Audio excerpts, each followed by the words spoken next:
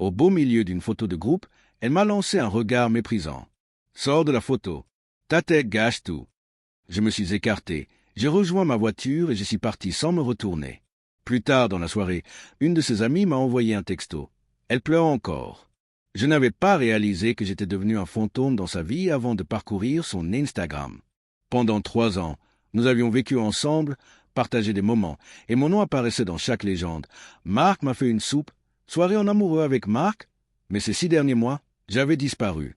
Mon visage avait été remplacé par sa maintenant un café au lait, sa tenue, des photos prises dans des endroits où je l'avais emmené, des dîners que j'avais payés, des bijoux que je lui avais offerts pour son anniversaire.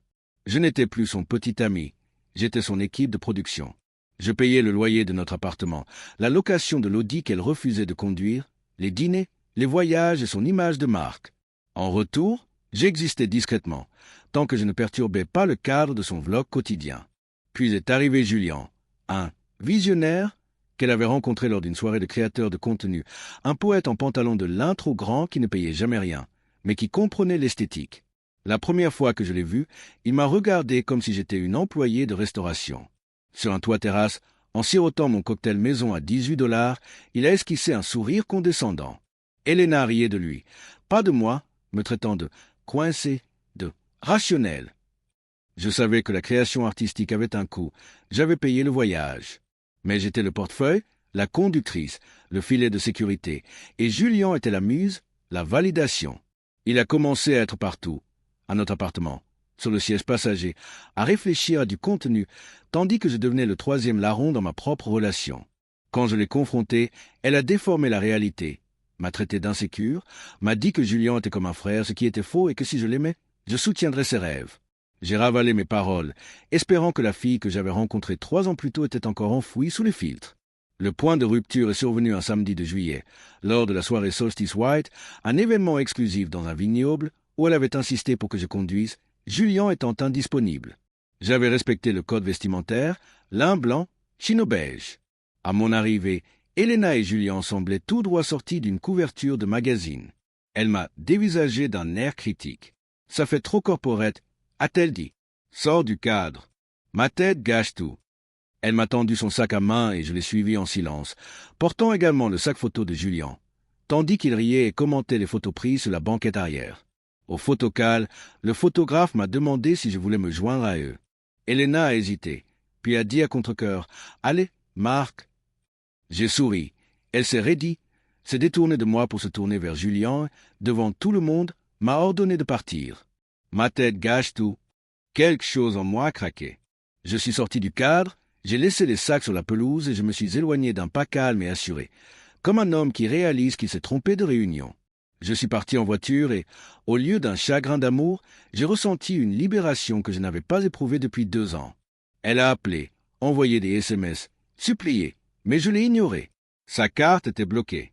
Je l'ai bloquée, ainsi que Julien, et j'ai mis ses affaires à la porte.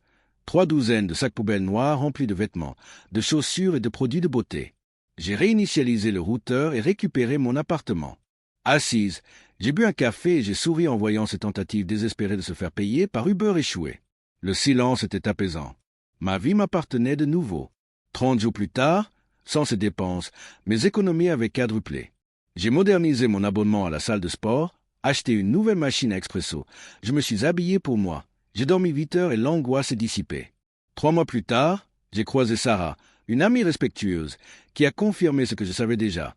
Elena avait craqué, perdu des abonnés, emménagé dans un studio sous-sol avec Julien, enchaînant les doubles journées pour payer le matériel de tournage, humilié, pleurant à cause des coupures d'électricité, regrettant l'infrastructure, pas moi.